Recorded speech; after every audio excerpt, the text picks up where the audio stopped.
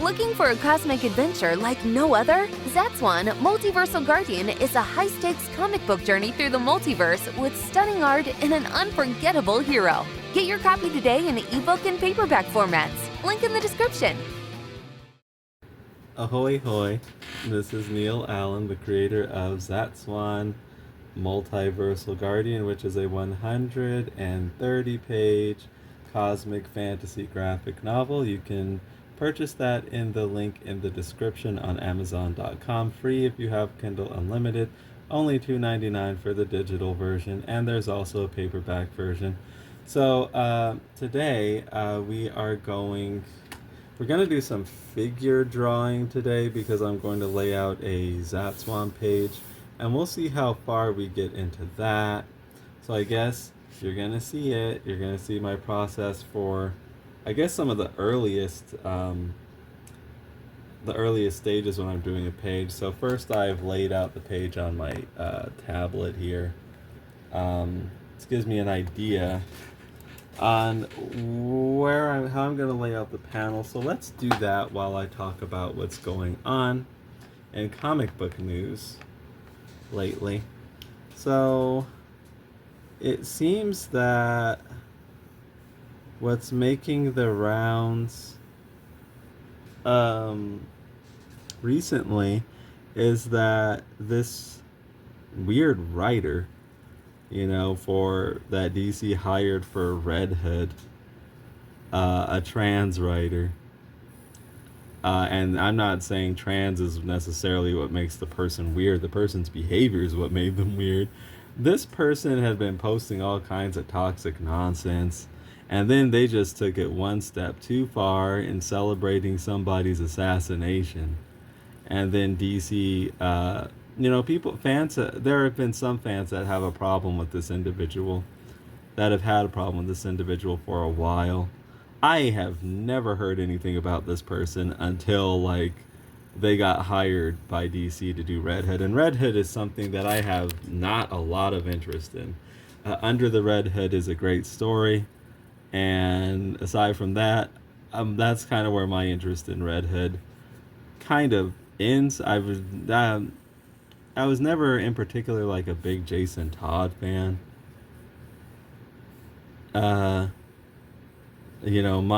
My quote unquote Robin has always been Dick Grayson. I kind of believe that Dick Grayson should have just been the only one. So Jason Todd's not a character that I care too much about, and his Red Hood persona is nothing I'm too interested in. So I just kind of was like, whatever. So DC hired this person to do Red Hood, and then I mean, yes, I would agree that the person's behavior was odd and aggressive and unnecessarily so, inflammatory. But I wasn't gonna read their comic, so okay, so let's see what I'm doing down here. So I just kind of left it at that. So but this person finally took it too far, and DC had to cancel their Red Hood book, and let's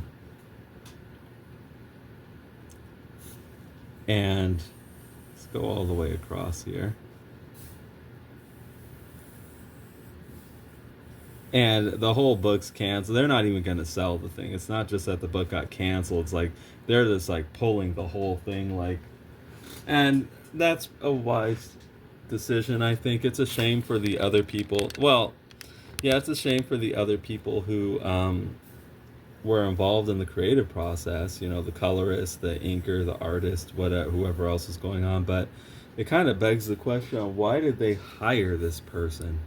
I mean, there are so many people wanting to get, and my understanding from what I've heard, this is only what I've heard, I really don't know, so take this part with a grain of salt. But what I've heard is that DC searched this person out to hire them. This person was not dying to get into DC Comics. I don't really know what this person does. Are they some writer in trade publishing or something? I really don't know. Like I said, I've never heard of this person before. They got hired by DC. So, why did they hire this person to do this when they saw that they had posted so much inflammatory stuff that was for sure to offend people on the internet? I really don't know. And that is that is one of the burning questions. What editor hired this person and okayed, this? So we have a panel here. We're going to start doing some figure drawing. We're going to put in a Zatswan head. This is going to be kind of a headshot we're going to want. Okay, I do have some. Okay, let's see what we got here. How big are we going to want this? So I'll just kind of freestyle a bit while I think. See, that's the interesting thing when I'm figuring this part out. How big do I want to make everything? I think maybe we could make his head. We could extend this panel a little further. So, I have an eraser around here, I'm certain, don't I? Or do I have to, like, pull one out? Oh, no, here's one. Okay, there are things that are a bit baffling about this whole situation. First of all, why did they hire this person? Why did they go to this person? What did they think they were going to get out of it? And the interesting thing is that, I mean, there are so many people dying to, like, work for DC. So many, like, talented people.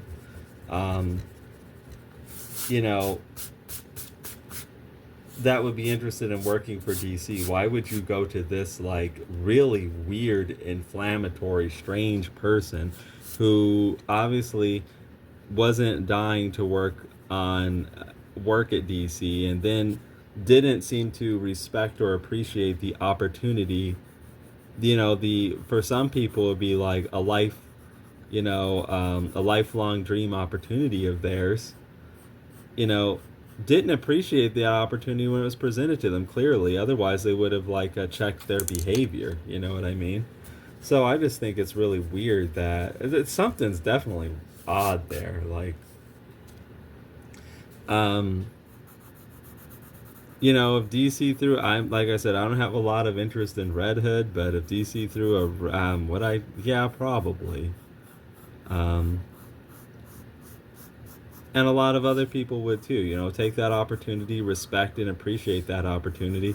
Why do you go, out of all the people who would love to, like, work in comics like that, why do you go to this weird person who clearly did not respect or appreciate the opportunity? Because if they did, they wouldn't have behaved like that publicly. And so that's one of the like baffling things to me right there. And then another one is, like, why did, they hire this person to begin with? You know what I mean? Like, who thought that was a good... That editor really should be held accountable, I think. I know it's not the editor... the editor's not the one who, like, said all this crazy stuff. But somebody should be held accountable for hiring this person if the fans know this person's an utter weirdo, then, the people who are actually hiring the person should know that. And if they do know that, why did DC, move ahead with, the project? So there are a lot of, like, questions there that are just very baffling to me. And another baffling question to me is, like, for this quote-unquote creator, why, and I'll never understand this, I just won't understand this, why are you behaving that way publicly? First of all, I would say, why are you behaving that way at all? But especially, like, why are you behaving that way in front of everybody when you're a professional writer or whatever it is you are, You know, you have a reputation to uphold. Are you like, I just don't understand. I don't really understand it, honestly. Like, I really just do not get this one. Like, I don't like, because you actually have to go through a process to post something to the internet. You know what I mean? And some people, there are plenty of steps along the process where you know, common sense could prevail. But no, it seems that they go through the whole thing and do it, and they do it over and over and over again. And I heard that this creator finally went and deleted their social media. That's what I've heard. I didn't check to verify that. I just heard somebody say that. And it's like, this is so weird. If you were so brazen to, you know, post all this zany crap, like, why are you just now I would think you would just be totally owning it, like, this is what I am, and, you know, oh well, like, whatever happens. But no, this apparently this person went and deleted their social media, and it's like, uh, I don't know. I'm really confused. Like, at various stages in the I'm just really confused by this one at various points. You know, I don't know why the person thought it was okay to, like, behave the way that they behaved. I don't know why DC thought it was okay to hire somebody who was clearly, you know, out of their minds, like this person was. And I don't know why the person, if they did delete their social media, they obviously have some remorse over what they did. Why did they do it in the first place? Because the thing is that this isn't the only time this person has actually posted some incredibly zany, inflammatory stuff. It's not, you know. So why do you do that over and over and over again, especially when you're supposed to be at least some kind of professional? I just don't get it. But there are a lot of things I just don't get. It seems to me that these days, which it's been going on for like years at this point, people just can't seem to, like, keep their mouths shut about things, like, especially if it's of a political nature.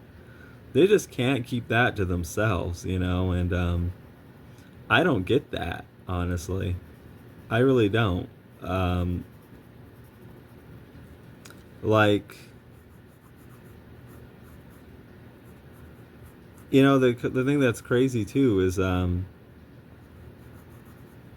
you know, there have been people that I've known in my life who, you know, you used to be able to talk to them, but now you just really can't. You can't really have a conversation with them without them bringing up some sort of, however they feel about some sort of thing regarding politics. And I don't really get that either. It's like, you know, because you try talking to a person that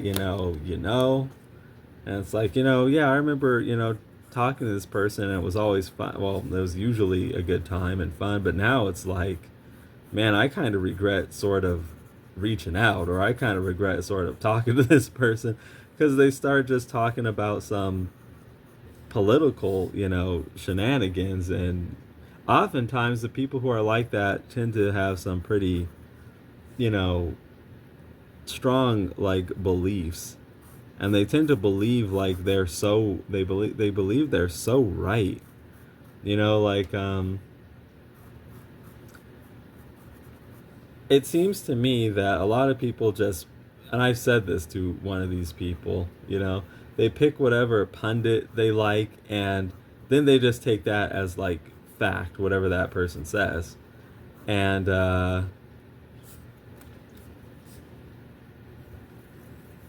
even if, like, other people, the other side, saying something exactly to the contrary. This isn't going to be our end head, by the way. We're going to clean this up, but we are just going to get in, you know, where we want everything to go. Like, I think these eyes are probably, we don't want them to be that big. And it's like, these people, you know, they believe they're so right that they're not even worth talking about. Like, I talked to somebody about the war in Ukraine, and they were like telling me so much. They're going on about how much they love Putin. And that's the thing these days, like you're liable to hear any old, thing, no matter how like out there it is. And um, they're talking about how bad Ukraine is losing the war and stuff. And then so I interject, and I'm like, well, as I understand it, Ukraine is not necessarily winning. Like they have lost they have lost land, but it has come at such a cost to the Russians. You know what I mean? That these quote unquote victories that Russia has had can be considered like Pyrrhic victories. And this person's like, oh no, no, no, no, no. Russia's killing so many more Ukrainians than Ukraine is killing Russians. And I'm like, I'm skeptical about that, because I actually have done some research into, some of their goings on. I believe their biggest battle has been the Battle of Bakhmut, which is like for this Ukrainian city. And from a tactical point of view, my understanding is that the Russians won, but again at such a great cost. Like so many more of them died taking the place, versus they had way more casualties than the Ukrainians. And this person's like, no, no, no, no, no, no, no, no, no. It's like, that's not what's really happening. Like Russia's really just all together like mopping the floor with Ukraine. And okay, so the interesting thing about me is, like, I will admit this, like, okay, there's a lot of propaganda out there. You don't really know exactly what's true in many cases, you know what I mean? Like, I will admit that. And also, I'm not out there. I'm not on the front line, and I don't have access to all the records of this stuff. You know what I mean? So I will just like admit that. But some of these people you talk to, they can't admit that they don't really know. It's like, no, no, no, no. This is what it is. This is what it is for sure. And I know this somehow because I heard somebody say it.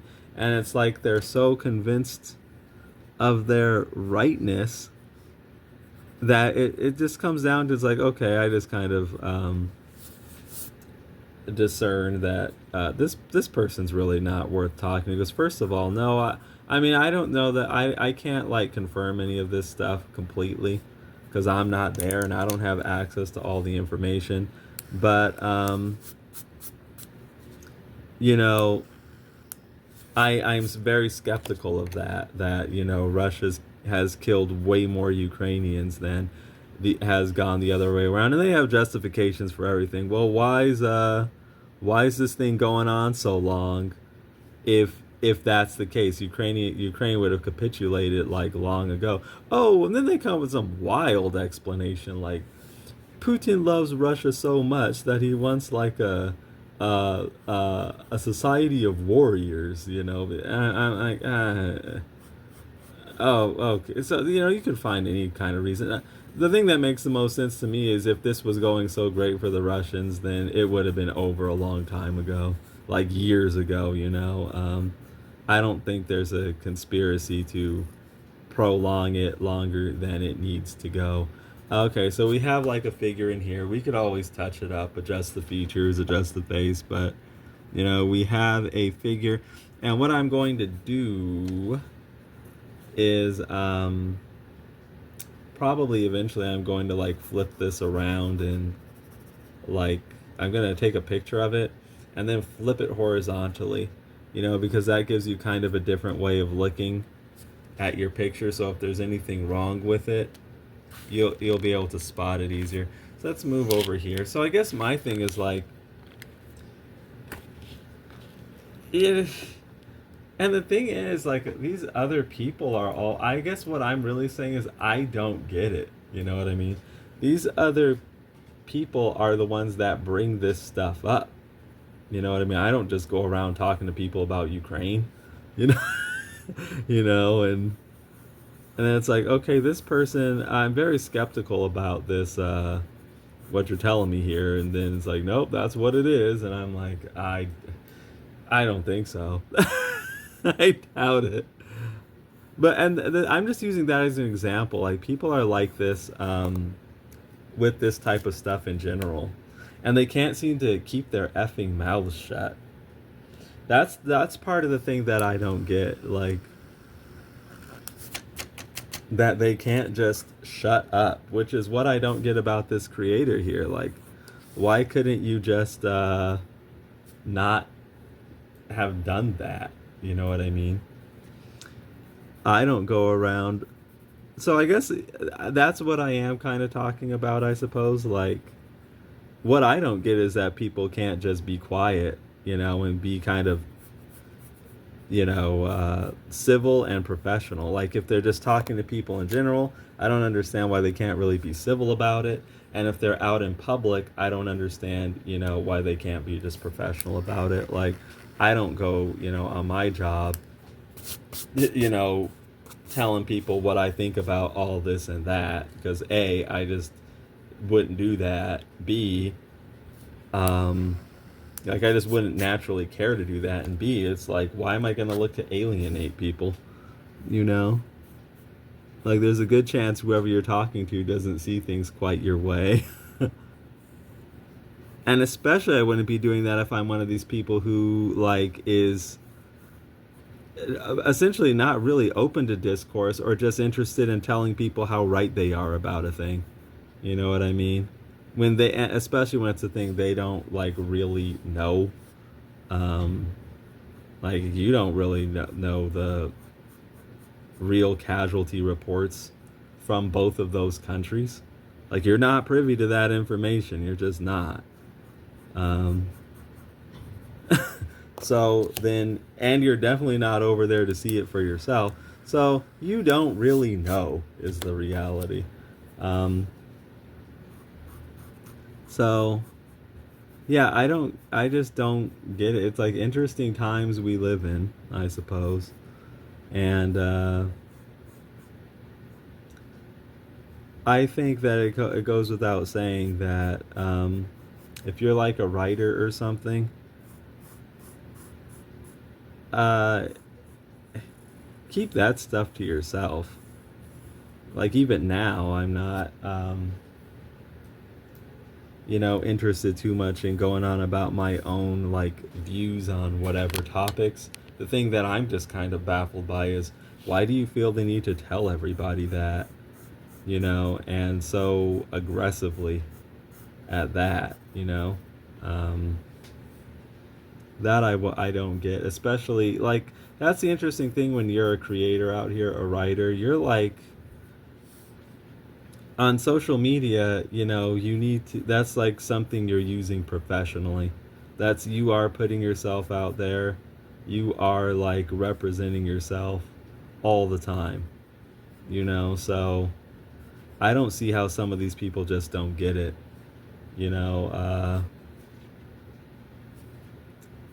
let's see here.